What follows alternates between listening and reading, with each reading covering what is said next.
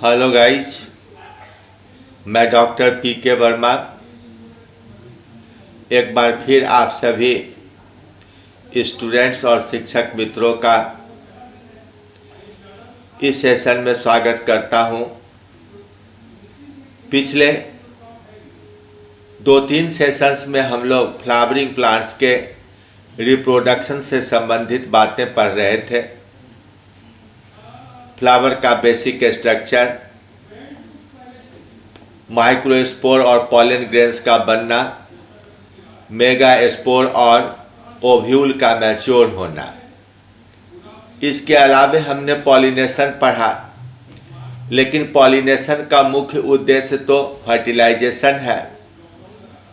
तो अंतिम टॉपिक के रूप में हम लोग अभी फ्लावरिंग प्लांट में एंजियोस्पर्म में फर्टिलाइजेशन की क्रिया का अध्ययन करेंगे। आपने पढ़ा है कि माइक्रोस्पोर मदर सेल से 4 बनते हैं माइक्रोस्पोर्स, जिनके समूह को टेट्राड ऑफ माइक्रोस्पोर कहा गया।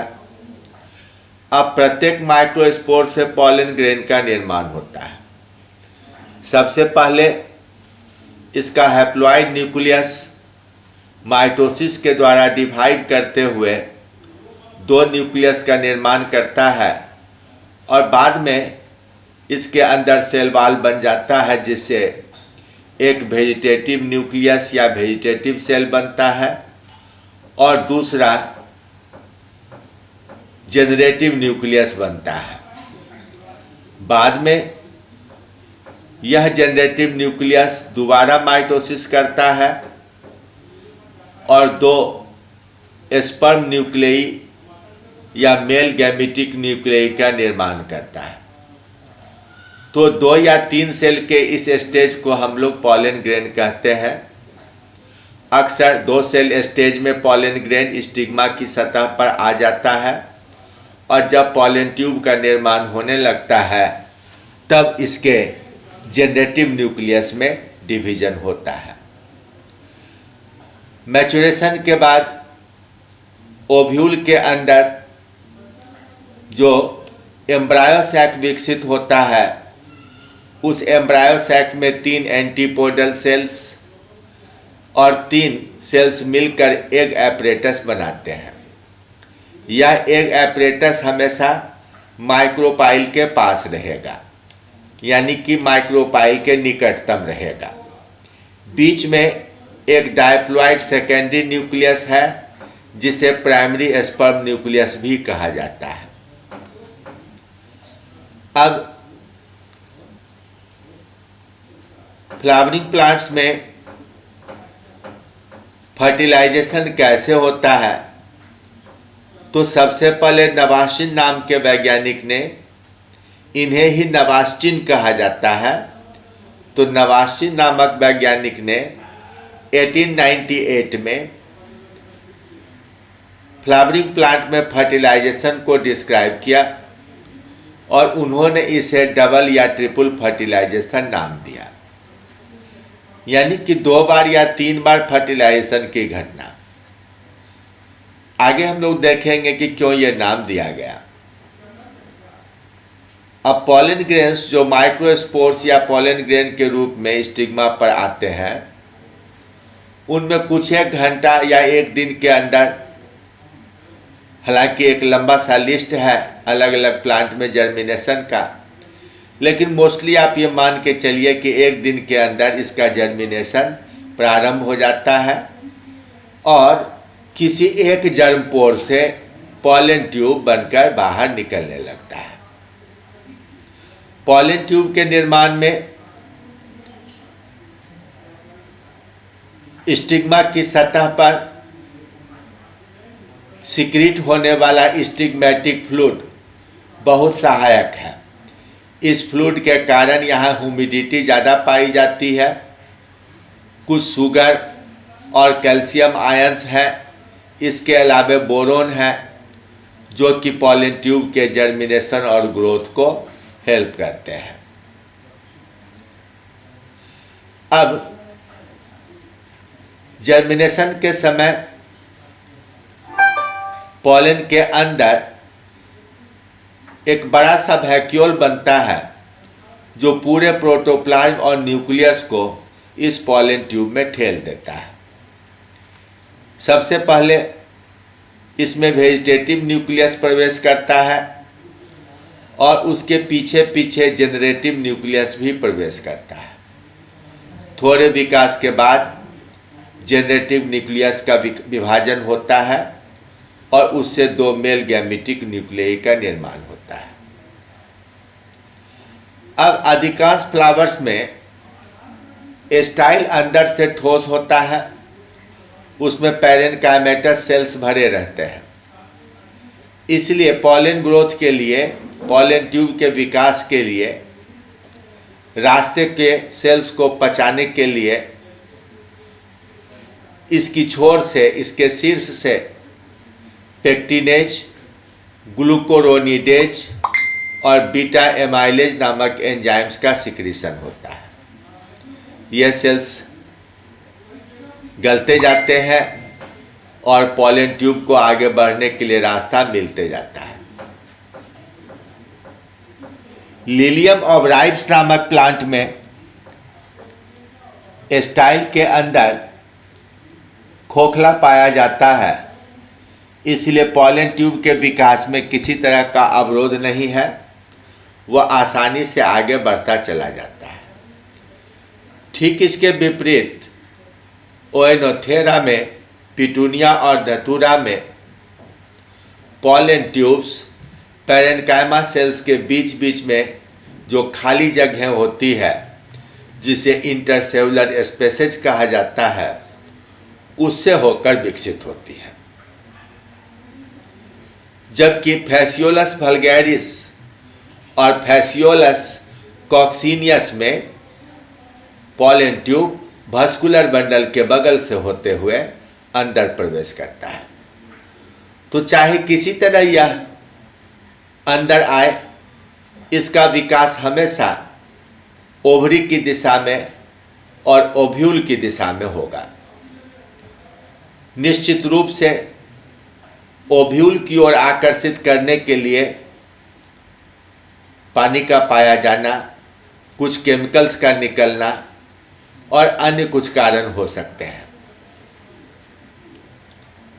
अब ओव्यूल के अंदर एग एपरेटस में जो 2 सेल्स हैं सहायक सेल के रूप में, सिनर्जिड सेल्स, ये सिनर्जिड सेल्स भिलाई जैसे छोटे छोटी रचनाएं बनाए रहते हैं। इसे फ्यूजिफॉर्म एपरेटस कहा जाता है। तो इस फ्यूजिफॉर्म एपरेटस के द्वारा कुछ ऐसे केमिकल्स निकलते हैं, मुख्य रूप से विभिन्न प्रकार के मोनोसैकेराइड्स निकलते हैं, जो कि पॉलन ट्यूब के विकास को अपनी ओर कराते हैं, यानी कीमोट्रॉपिक सब्सटेंस कहलाते हैं। अब इस डायग्राम में देखिए, कई सारे पॉलन ग्रेन्स स्टिग्मा की सतह पर है,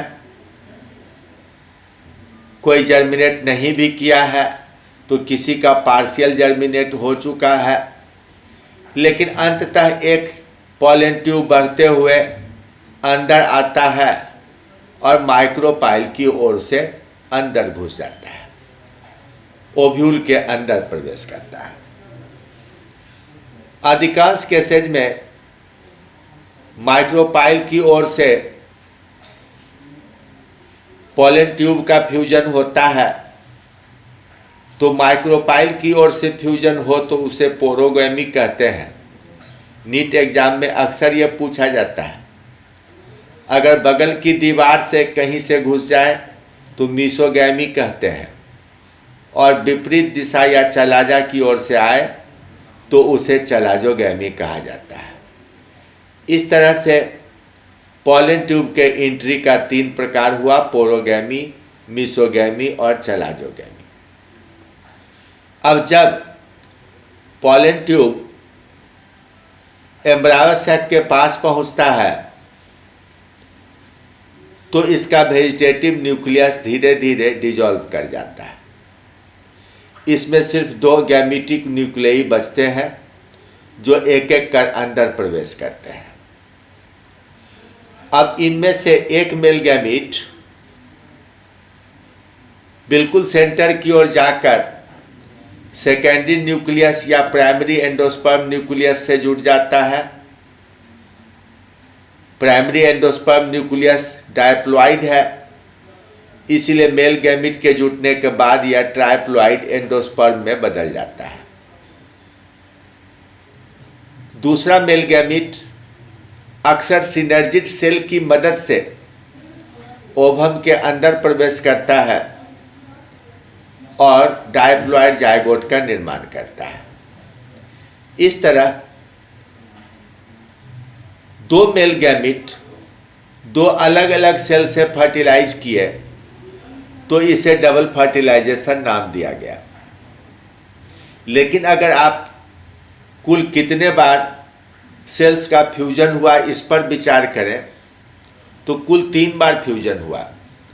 एक बार जब पोलर न्यूक्लियाई या सेंट्रल न्यूक्लियाई आपस में जुटकर सेकेंडरी न्यूक्लियस बनाए तो पहला फर्टिलाइजेशन हुआ, और 2 फर्टिलाइजेशन अभी मेल गैमीट से हुआ। तो कुल कितना फर्टिलाइजेशन हुआ? तो कुल 3 फर्टिलाइजेशन हुआ। इसलिए एंजियोस्पर्म का फर्टिलाइजेशन 2 बार में कुल 3 फर्टिलाइजेशन है, इसलिए इसको हम लोग डबल फर्टिलाइजेशन या ट्रिपल फर्टिलाइजेशन कहते हैं। अब फर्टिलाइजेशन के बाद क्या होता है? तो डायप्लॉइड जायगोट से एम्ब्रायो बनता है। एम्ब्रायो में एक एम्ब्रायोनिक एक्सिस बनता है, 1 या 2 कॉटिलेडन बनते हैं जो इस एम्ब्रायो के एम्ब्रायोनिक लीव्स हैं। एंडोस्पर्म जो ट्राइप्लॉइड है वह एक पोषक टिश्यू का निर्माण करता है, न्यूट्रिटिव टिश्यू का निर्माण करता है। ओवरी की दीवार से अधिक फूड जमा करके यह बड़ा हो जाता है, हेल्दी हो जाता है।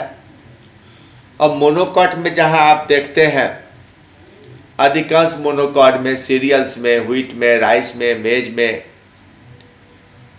वहां पर फ्रूट वाल तो आपको पता ही नहीं चलेगा क्योंकि वह सीड कोट में आके जुड़ जाता है।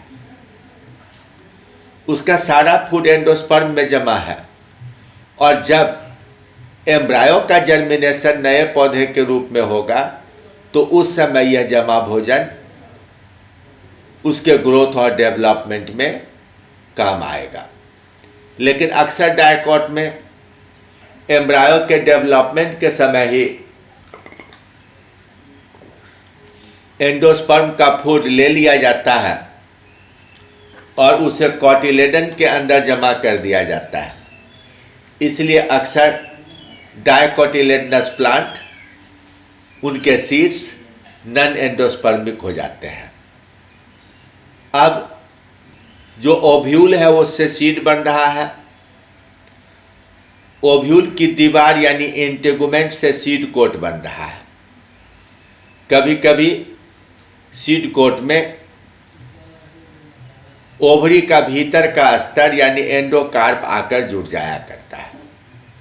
ड्रूप नाम के फल में, जिसमें आम और कोकोनट शामिल है, उसमें इंटेगुमेंट के बाहर से एंडोकार्प जुटा हुआ होता है और वही स्टोनी हार्ड कवर बनाता है, पत्थर की तरह कड़ा आवरण बनाता है। जो ओवरी की दीवार है उसमें 3 लेयर हैं, इपीकार्प, मीजोकार्प और एंडोकार्प। इन्हीं से फ्रूट वाल बनता है। आम में मीजोकार्प आप खाते हैं, वह बहुत अच्छा विकसित होता है, जबकि खीरा, ककड़ी, कद्दू इत्यादि में इपीकार्प को अलग नहीं किया जा सकता है। मीजोकार्प भी खूब विकसित होता है और हम लोग एंडोकार्प तक को खा जाया करते हैं। अब जब सेल्फ पॉलिनेशन और सेल्फ फर्टिलाइजेशन होता है तो पहले भी चर्चा हो चुकी है कि छिपे हुए रिसेसिव कैरेक्टर्स जो कमज़ोर लक्षण होते हैं वे उत्पन्न होने लगते हैं। इसे इनब्रीडिंग डिप्रेशन कहा जाता है। इनब्रीडिंग डिप्रेशन निकट संबंधियों के बीच भी फर्टिलाइजेशन होने से इनब्रीडिंग डिप्रेशन पाया जाता है। रिसेसिव कैरेक्टर से कभी कभी कुछ दोष या बीमारियों की भी उत्पत्ति होती है और नए नए अच्छे अच्छे एलेल्स नहीं मिलने के कारण ये वातावरण में होने वाले परिवर्तनों के लिए अनुकूलता विकसित नहीं कर पाता है, जिससे विकास में परेशानी होती है, यानी इनएडेप्टिबिलिटी भी पाई जाती है। इसलिए प्रकृति चाहती है कि किसी तरह सेल्फ पॉलिनेशन को रोका जाए या उसको कम चांस दिया जाए, डिस्करेज किया जाए और क्रॉस पॉलिनेशन को बढ़ावा दिया जाए, एनकरेज किया जाए। तो इसके लिए कई सारी विधियां हैं। यूनिसेक्सुअलिटी, सेल्फ स्टेरिलिटी, डाइकोगैमी, हर्कोगैमी और हेटेरोस्टाइली, ये 5 अलग अलग विधियां हैं। आप ध्यान रखेंगे कॉम्पिटिटिव एग्जाम्स में नीचे की 3 विधियों में काफ़ी धोखा होता है, तो आप एग्जाम्पल समेत इसको कई बार पढ़कर याद रखेंगे। अब एक एक कर हम लोग देखें उदाहरण। अगर प्लांट यूनिसेक्सुअल हो, जैसे कि पपीता का यह पेड़ है, इसमें सारे मेल फ्लावर हैं एक पेड़ में, यानी यह plant entirely fully male plant है, और दूसरे में आप फल देख रहे हैं, यानी ये फीमेल प्लांट है। तो जब प्लांट यूनिसेक्सुअल होगा तो हर हाल में क्रॉस फर्टिलाइजेशन ही होगा, लेकिन अक्सर ऐसा तो होता नहीं है। अक्सर प्लांट क्या होते हैं, मोनोएसियस होते हैं। फ्लावर यूनिसेक्सुअल हो या हर्माफ्रोडाइट हो, अधिकांश प्लांट मोनोएसियस होते हैं। अब पहला कंडीशन देखिए, मोनोएसियस प्लांट में सेल्फ स्टेरिलिटी। मालवा नाम के फूल में अगर अपने ही फूल का पॉलन ग्रेन स्टिग्मा पर आ जाए तो उसका जर्मिनेशन नहीं होगा, यानी यह पूरी तरह से स्टेराइल होगा। लेकिन पिटूनिया में और टमाटर में भी, टोमेटो में भी सेल्फ पॉलिनेशन के बाद जर्मिनेशन का रेट बहुत स्लो होता है, जबकि क्रॉस पॉलिनेशन के कारण जो पॉलन ग्रेन आए हैं उनमें जर्मिनेशन का रेट फास्ट होता है। तो अगर दोनों तरह के पॉलन ग्रेन हो, अपना और बाहरी, तो बाहरी जल्दी जल्दी विकसित होकर सफलतापूर्वक फर्टिलाइजेशन कर देगा और सेल्फ पॉलिनेशन वाला फेल कर जाएगा। यानी इस तरह सेल्फ पॉलिनेशन डिस्करेज हुआ और क्रॉस पॉलिनेशन एनकरेज हुआ। अब देखिए इस फूल को आप पहचानिए, यह मालवा है, सॉरी ये पिटूनिया का फ्लावर है, और दूसरी ओर यह मालवा फ्लावर है।